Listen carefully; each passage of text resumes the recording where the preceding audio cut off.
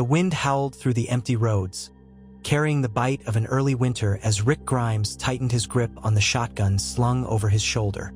His boots crunched against the frost-lined asphalt as he scanned their surroundings. The group had been walking for what felt like weeks, maybe longer. Time had lost meaning when every day was a battle for survival. They had no safe haven, no farm to rest their heads. Only the endless road stretched before them, a grim reminder that shelter was fleeting, and peace was a luxury they couldn't afford. Behind him, Lori stumbled, one hand cradling the swell of her stomach. She was too far along now. They had to find a place soon. Shane hovered close, his eyes dark with frustration. Every decision Rick made was met with resistance. Every moment of hesitation a reason for Shane to question his leadership. The tension between them was suffocating, pressing down on the group with every step. Sophia had been missing for days, maybe weeks. Without the green farm, there was no barn, no final discovery of her fate. Just an empty hole in Carol's heart that deepened with each passing moment. Daryl had refused to give up searching, his determination bordering on desperation. Every night, he disappeared into the brush, returning at dawn, his face more drawn than the day before. Dale watched the group from the RV, his usual optimism dulled by exhaustion. The lack of stability was wearing on all of them. They had burned through supplies quicker than expected, and scavenging had become riskier with each encounter. The living were becoming just as dangerous as the dead. When they stumbled upon a ruined housing development, it felt like a blessing. The homes were abandoned, half-burned, but still standing. They barricaded themselves inside, rationing what little food they had left. Andrea and Daryl took turns hunting, disappearing into the woods for hours at a time. Glenn, ever resourceful, scouted nearby stores, risking death for scraps of canned goods. It was during one of these supply runs that they met Maggie. She wasn't the farmer's daughter anymore. She was a survivor, hardened by the world. She and a small band of others had been eking out an existence in a looted grocery store, fighting off both the dead and the desperate. Her introduction wasn't peaceful. Glenn had been caught raiding their supplies, and it took every ounce of diplomacy Rick had left to prevent bloodshed. Hershel wasn't there to offer guidance. He had never owned the farm, never provided sanctuary. His family had scattered, seeking refuge elsewhere. Maggie stayed with them, though, drawn to Glenn despite the danger. Their bond formed not over quiet nights in a farmhouse, but under the constant threat of starvation and death. As winter deepened, food became scarcer, tempers flared. Shane's voice grew louder, his demands more ruthless. He spoke of cutting the weak loose, of taking what they needed by force. Dale argued, but his words carried less weight now. People were listening to Shane. Even T-Dog hesitated when Rick spoke, uncertainty flickering in his eyes. The breaking point came when walkers swarmed their makeshift haven. The barricades failed, and in the chaos they lost Patricia and Jimmy. Carol froze, paralyzed by grief. Sophia had been her last thread of hope, and now even survival felt meaningless to her. Shane saw it as weakness. He argued that she was a liability, that they couldn't afford to carry dead weight. Rick refused. "We don't leave our own behind," he spat, his hands shaking with rage. Shane's lip curled. "That kind of thinking is gonna get us all killed." Rick. The fracture became a chasm. The group split, those who still believed in Rick's leadership, and those who followed Shane's ruthless vision. The road became a battlefield. Supplies ran low, trust eroded, and when they reached a desolate, frozen town, the final reckoning came. Shane struck first. His faction ambushed Rick's group under cover of night. A brutal, desperate fight broke out. Gunfire echoed through the empty streets. Daryl took a bullet to the shoulder. Andrea was forced to kill one of their own. And Rick finally put Shane down. It wasn't like before. There was no hesitation, no last-minute words of regret. Just death, swift and inevitable. When the dust settled, those who survived were left with nothing but blood on their hands and exhaustion in their bones. Then, in the distance, they saw it, the looming walls of a prison. A new beginning, or a new nightmare. The sight of the prison loomed through the mist like a fortress forgotten by time. Its high fences, topped with rusting barbed wire, cast long shadows in the pale moonlight. The group stood in silence, their breath visible in the freezing air. Rick felt the weight of the moment pressing on his shoulders. They had nothing left. No supplies, no security, and barely any trust in each other. Shane's betrayal had fractured them, and though Rick had put an end to it, the scars remained. Daryl clutched his wounded shoulder, his face pale with pain, but he didn't complain. Andrea sat on the cold asphalt, her hands shaking, blood still staining her fingers from the man she had been forced to kill. "We can't stay out here," Glenn muttered, his voice hoarse from exhaustion. Maggie stood beside him, her expression unreadable. She had stayed with them despite the chaos, but Rick knew she was still uncertain. Maybe she was waiting for a reason to leave. Maybe they all were. Rick took a deep breath, feeling the cold burn his lungs. "We move in at first light. We don't know what's inside, so we go slow, we go smart. And we stick together." Carol barely reacted. She had been silent since they lost Patricia and Jimmy, since Sophia disappeared into the unknown. The grief had hollowed her out, leaving behind something fragile, something that could shatter at any moment. T-Dog nodded, but there was hesitation in his eyes. Dale, standing with his hands shoved deep into his coat, simply sighed. "A prison," he muttered. "Is this what the world's come to? Trading one kind of cage for another?" No one answered. That night, they huddled in the shell of an abandoned diner. The windows shattered, the booths covered in dust and decay. The smell of old rot clung to the air. Rick sat by the door, shotgun in his lap, listening to the distant groans of walkers carried on the wind. Lori sat against the counter, her face drawn with exhaustion. Every day, she grew weaker, the strain of the pregnancy taking its toll.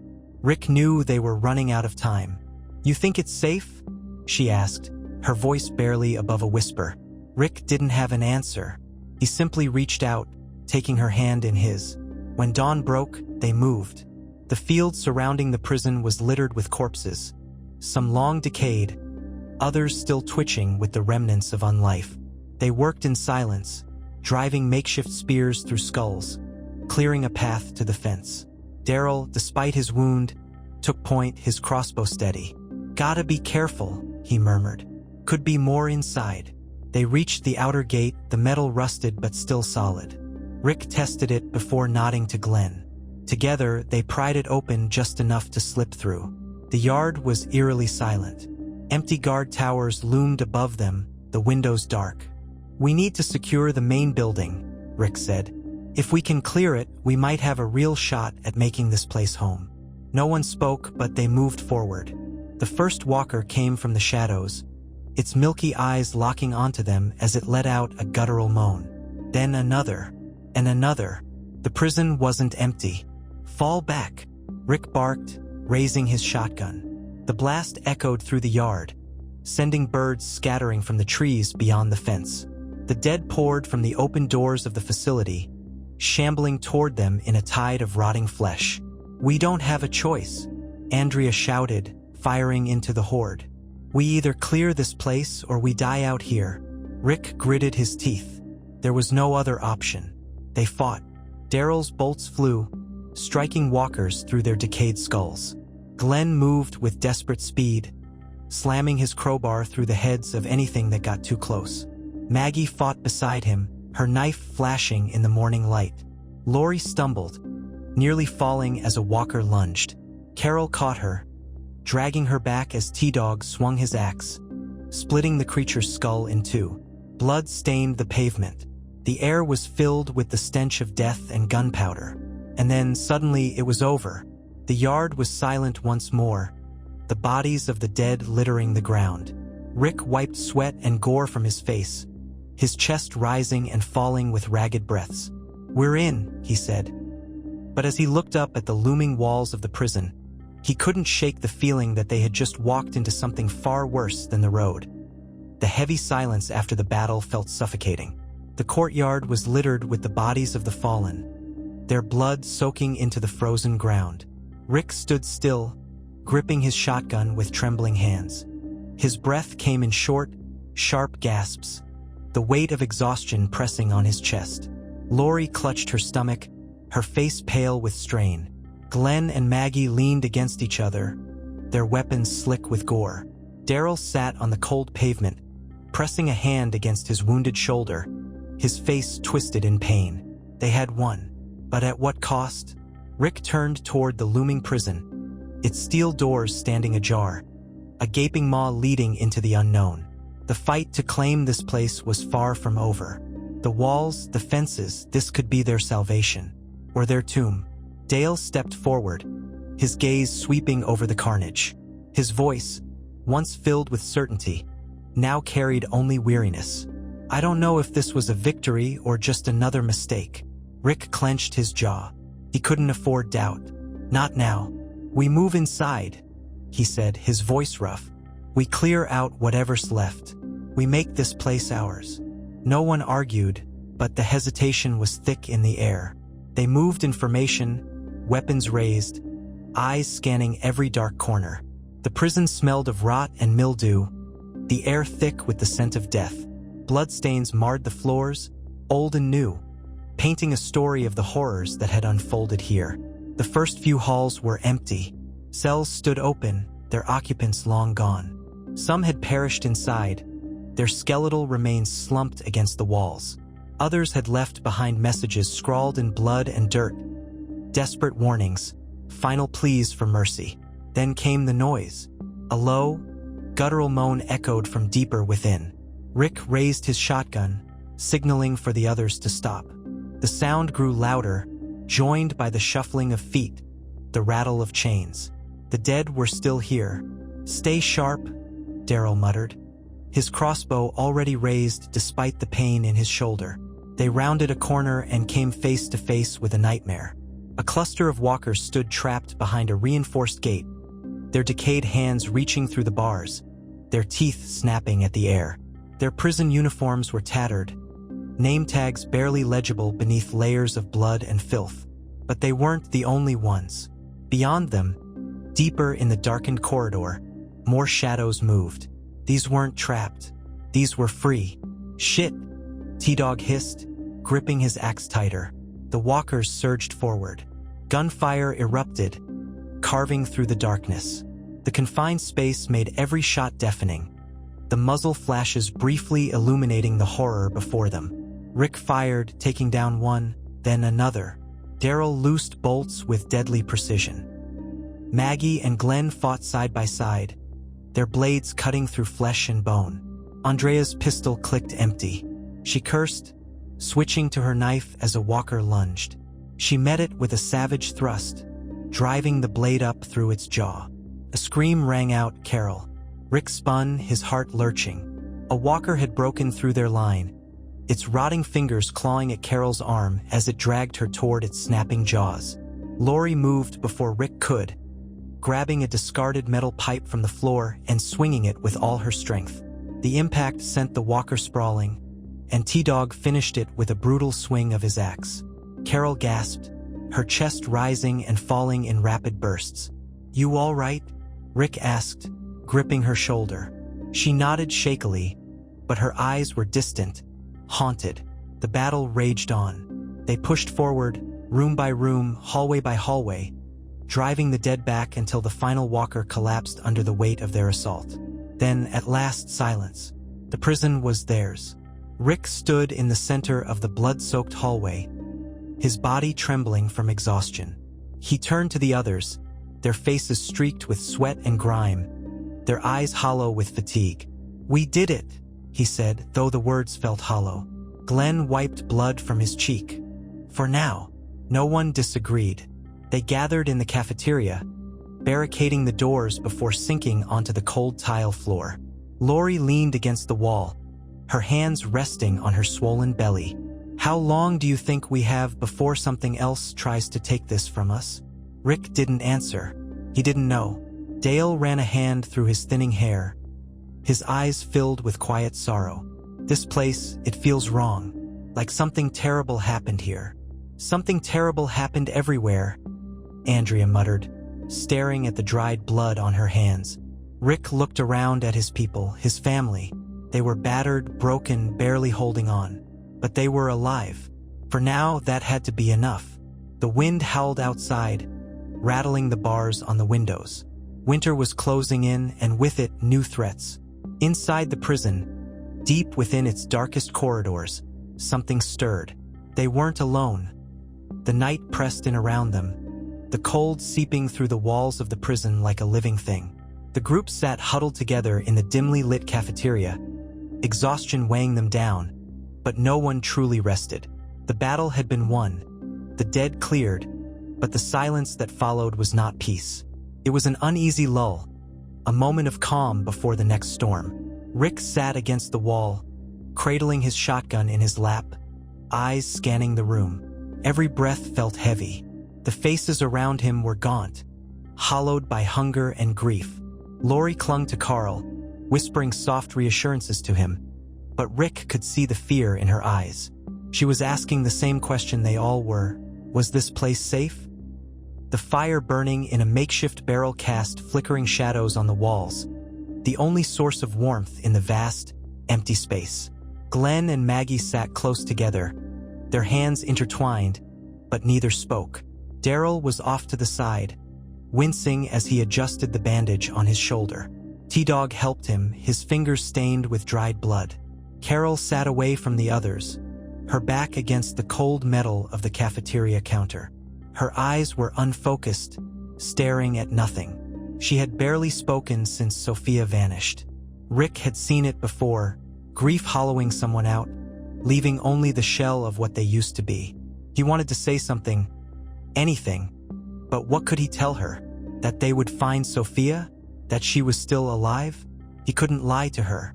Not about that. Dale sighed from his seat on an overturned crate, rubbing a hand over his face.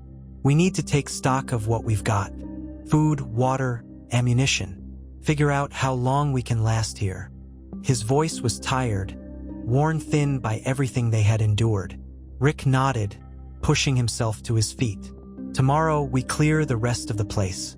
We don't know how deep this place goes, or what else might be inside. We do it slow, careful. No one goes off alone. Shane would have scoffed at that.